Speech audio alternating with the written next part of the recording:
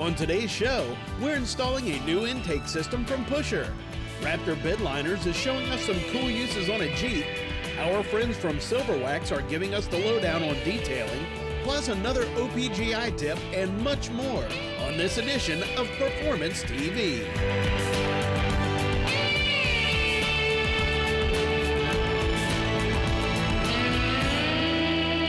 Hey everyone, and welcome to this week's edition of Performance TV. You know, many folks don't realize that engines are just big air pumps. And with the factory air components being as constrictive as they are, well, we're taking care of that today. About halfway through my install here of a Pusher intake system. Now, this is a 3.5 mega intake, and check out the difference in the airflow with the factory. Big time difference. That's ultimately going to help us increase efficiency, longevity, and provide us more power. So while I go ahead and finish this up, let's check in with Tommy for more. Well, Kathy, I've got Jacob Allenbaum, the owner of Pusher Intakes, and I mean, this stuff is really good looking. Tell me about it. Yeah, we started this back in about 2008 when I was studying to be an engineer. I had a diesel truck that I loved, but I knew it had a lot of potential left in it, especially in the airflow side of things. So we started building stuff like this for my truck. Once the local guys started to see it, you know, we realized there was a demand, so we really expanded the product line since then and got all the colors you see here and a lot of new manufacturing techniques too. Right, not only do you have it for the Dodge that Kathy's working on, but you have all big three, Chevy, Ford, and a lot of different designs, and I love the colors. You got a lot of color choices. Yeah, we have about 8 colors in stock and all the part numbers at all times, so it really gives customers that extra bit of customizability that, you know, you don't maybe see other places. Now, it's all about getting airflow into the vehicle because that's top on the chart. You're not going to make any more power if you can't get the air into the vehicle. Why is Pusher better? We combine pretty much all of the modern manufacturing techniques from mandrel bending, TIG welding, CNC machining, anodizing, powder coating. We bring it all in. If we think the product design needs it to make it better, we're going to use it. Right, bigger size tubes. Yeah, you got 3.5 inch tube. Yep, as you saw, Kathy was putting on a 3.5 inch intake system. That really maximizes the flow. It matches the inlet of the head on the Dodge trucks really nice. And then on some of the stuff like the Duramax parts, it really streamlines the flow into some of the components. Yeah, show me the difference between this. This is really impressive. The inlet is so much bigger than the factory. Plus, I mean, that thing deadheads when it gets in there. Yeah, this is the factory bridge out of the Duramax powered trucks. You can see our air comes in through here and it runs directly into a wall here. This is our replacement. It upsizes to 3-inch tubing, and then we have a legitimate Y shape here. This kit versus the factory components is good for about 93 to over 200% more flow, depending on what year truck you're putting it on. So it's going to feed a lot more air to it. It's a game changer. It's a really nice setup. We've got a 2015 Chevy. We're going to put a Pusher intake system on. What do we need to do to remove the old system? It's pretty straightforward. We're going to start with our cold air intake system. Just get that out of our way so we can work a little easier. And then we're going to move to the plastic intercooler tube with that cam lock design. That design is really nice for putting the tube on and off, but doesn't hold boost that well. So we're going to get that out of the way, and then we're going to remove the cast aluminum manifold and start putting our parts on. All right, now we're going to put our Pusher system on. This isn't a simple install. What's the steps? Basically, we're going to put on the lower portion of our intercooler tube in place. As soon as that's kind of set in place on the intercooler, we'll set in the upper portion, get everything lined up, tighten down, and reinstall our cold air intake. Yeah, we're not going to tighten everything up till it's all lined up. We can make final adjustments, then we'll tighten all the clamps. Yep, and plug our sensors back in, and we're good to go.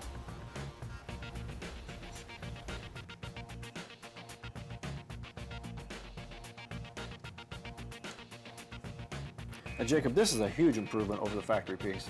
Yeah, the factory piece has this cam lock design, which is a pretty cool design. It works pretty good for assembly, but it's not very good at holding the elevated boost levels. So on our parts, we go to the more conventional silicone coupler and clamp style, which has proven to hold well over 70 pounds of boost. And you've paid attention to every detail, making it easier to install, better performing, plus it looks really good. Let's check in on Kathy and see how she's coming. Yeah, Tommy, just finishing up last of our bolts here on our Pusher 3.5-inch mega intake. You know, a lot of folks don't realize that the fuel injectors from the factory are capable of twice as much fuel than they're tuned for. Now that we have the air to go along with it, we'll be able to make a whole lot more power. So check out what power they have for you, whether it's for your Power Stroke, your Duramax, or your Cummins. Just hop on their website. We'll have more for you just minutes away here on Performance TV.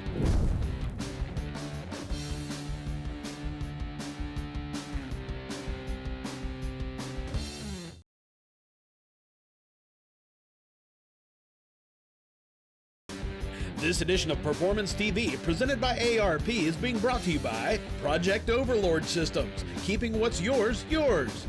Thread Wizard, the world's fastest bolt cleaner.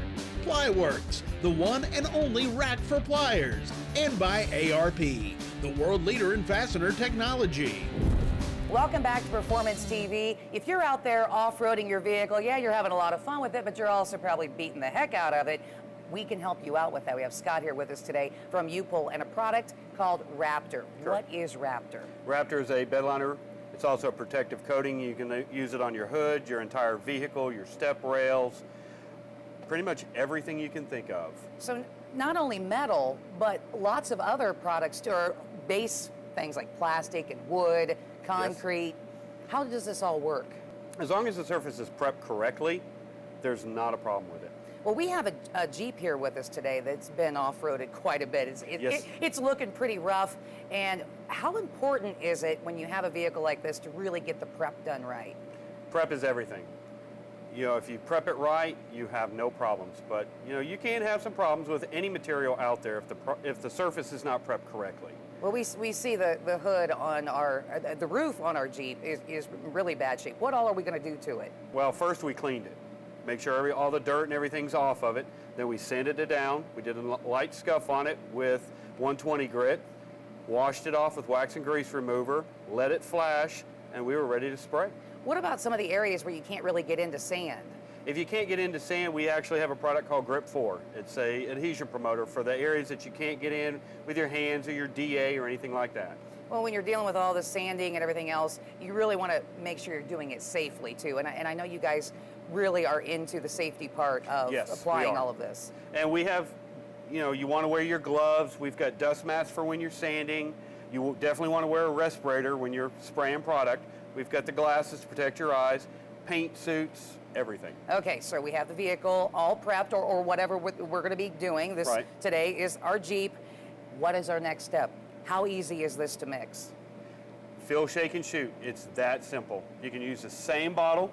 You take the activator, you pour it up to the line, or you can pour it into a mixing cup up to 250 milliliters, pour it inside the bottle, shake it for 2 minutes, and then use our shoots gun. Scott, we know how important it is for all of the prep before we apply the Raptor. What about the actual application? Speed, distance, I mean, do we have to be concerned with any of that? When you're applying Raptor, it's still personal preference, but if you want it thicker and more chunkier, you lower the air pressure and get a little bit closer and move a little bit slower. But if you really want a nice fine, you jack the air pressure up, not a whole lot, just a little bit, because we recommend anywhere from 40 to 70. And it's all about your distance and the speed that you're applying product. The faster you go, it's just going to move it very quickly. And if you want, you can back it up and get a really fine tint if you've got the air pressure turned. And I also want to point out all of the different colors that we can do. You can do, the biggest thing is white. People are amazed that our white holds out. We have the strongest UV protection. You can do any color you want. Just take the paint coat off the vehicle and mix it up to 10%. Now, that's something else I want to point out. So, boxes are pretty big size here. How many bottles do we have of Raptor? You have 4 bottles of Raptor inside. Then you get 1 liter of the hardener. We have a red Jeep. We decided to go with black to kind of give it a really great two-tone look. It's done. What do you say we go take a look? Fantastic. Wow, Scott, this is not, are you sure this is the same Jeep? It's the same Jeep. that we brought in. The Raptor just looks absolutely and feels amazing. Now, we had the front and rear bumper. What else did we do? We did the step rails, we did the hood, and we did the roof. Speaking of the hood looks like it's a little bit different texture than what we have on the roof. We did. We did 2 different textures. The bumpers and step rails and the roof are all in one texture, and then we did the hood in a different texture. It's not as coarse as the rest of it. Now, you had mentioned earlier that we could do more than just metal. Yes, we can. We can do the mirrors, we can do the fender flares, but it's still about the prep. I know you're looking at a couple different substrates, but with the fender flares and the mirrors, because they're plastic, you still need to sand them down, 120 to 180 grit. Once those are sanded down, you wash it down with wax and grease remover, and then you hit it with the Grip 4. And once it flashes off, you can spray Raptor to it. Well, I tell you what, this just turned out absolutely amazing. Scott, thanks for joining us, man. Let's go out, have some fun with this, and not scratch it all. We'll have more for you up next here on Performance TV.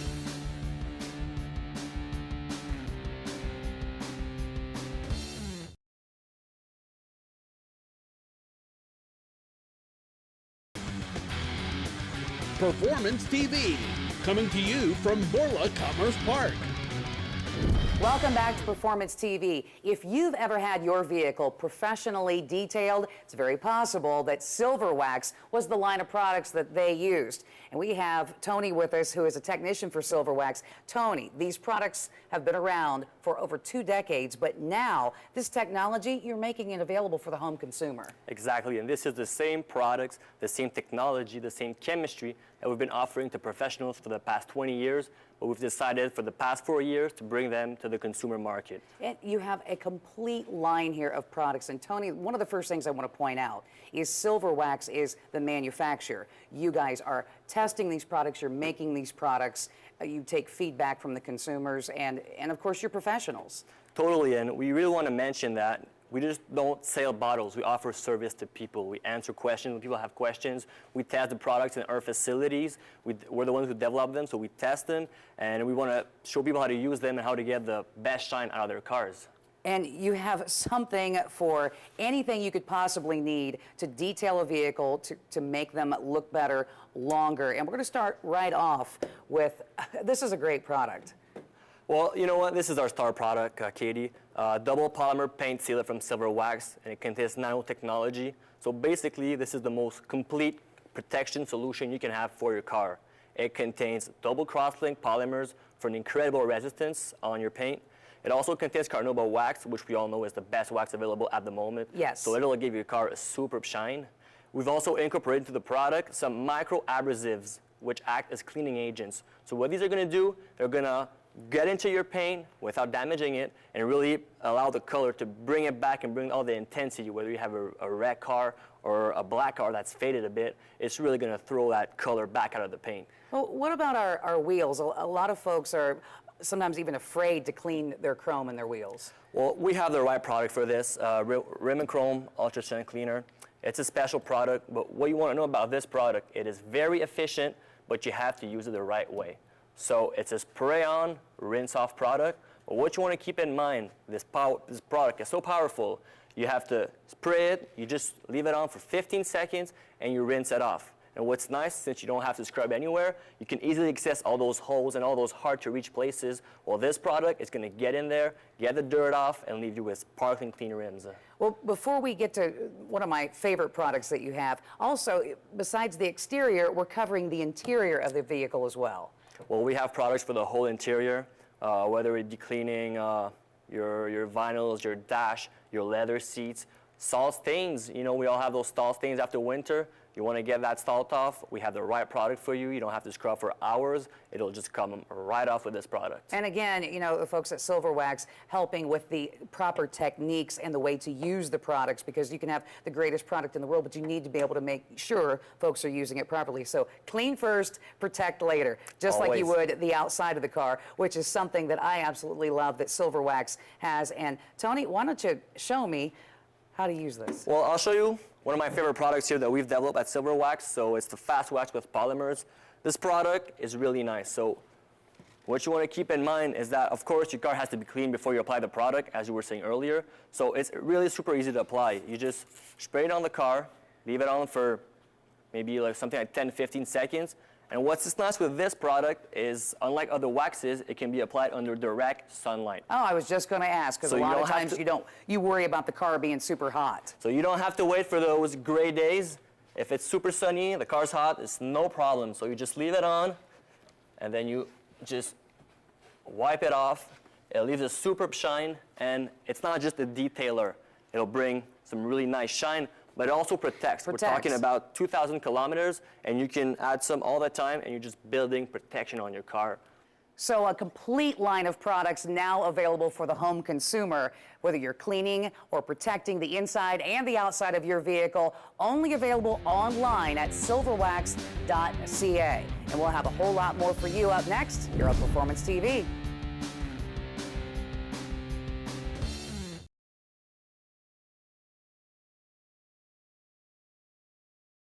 This edition of Performance TV, presented by ARP, is being brought to you by Tough Country, leveling kits and lift kits for all major brand trucks. Air Filter Blaster, the original and patented air filter blaster. Parking Target, thinking outside the box. and by Steel Rubber, quality crafted rubber parts and weather stripping. This is a 69 GTO Judge replica, but the data tag does say Warwick Blue, and that was only a color used on most of the Judges. The Judge was an additional package upgrade of what they had back in the days for the GTO. It came with the package, the wing, different upgrades on the dash, different engine, different transmission. We made the car super reliable and what it should be.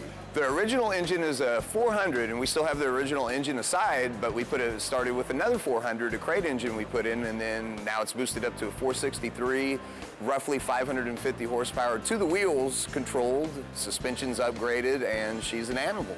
There was a lot of mechanical work that had to be done, all the suspension, all the electrical, everything. So the client brought it to us when he was checking on one of his other builds with us, and the car broke down in our parking lot, so we felt not obligated, but we felt blessed to be able to help him out and be able to restore it. The interior is the original interior. It's a pearl parchment according to the data tag, but we upgraded all the audio without affecting any of the interior. Because the regular audio that was in it, you couldn't hear anything over the engine. So now she's tremendous and it's super reliable and awesome to drive.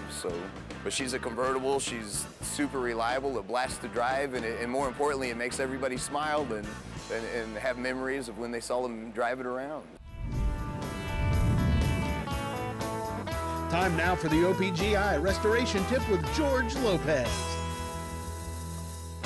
Here at Original Parts Group, we appreciate originality. That's what we specialize in. We love concourse type restorations. All our cars are done that way. And here's a great example of one, is our 1966 Chevelle SS396. The car came back from paint. The car has a great trunk restoration done. We had to replace some sheet metal, but it's all painted in the correct splatter paint. And these are the final touches that'll give it that fresh from the factory look. First, we're gonna install the trunk mat, which we sell, and it matches factory, just like the original.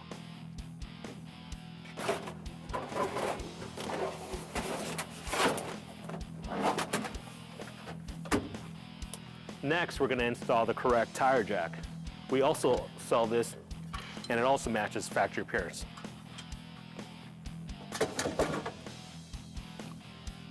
After that, it's the jack handle. Then, the spare tire lock hook. We even have the correct bias ply red line and Steely spare tire for this car. This mounts face down.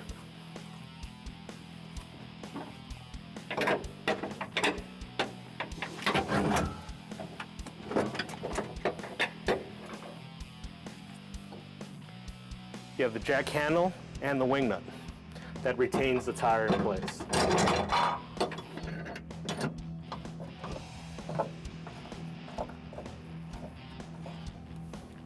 Here's where you start seeing the beauty of this part of the restoration. Spare tire cover.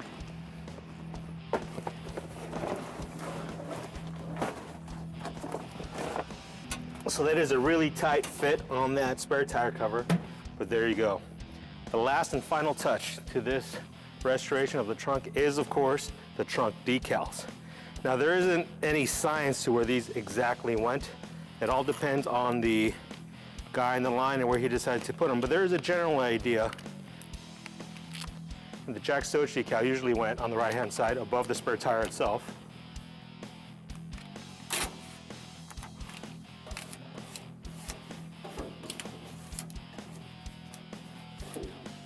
And then on the Super Sport, equipped with Posi traction, there was a positive differential decal, caution decal, if you will,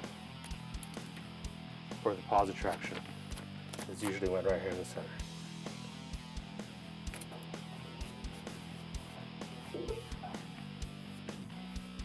They don't have to be perfectly straight. They never were. They weren't free of wrinkles. They just look like some guy put them on, which is exactly what we did today. And there you have your restored trunk for a 66 Chevelle. For more tips on parts like this and many other parts, visit our website, opgi.com.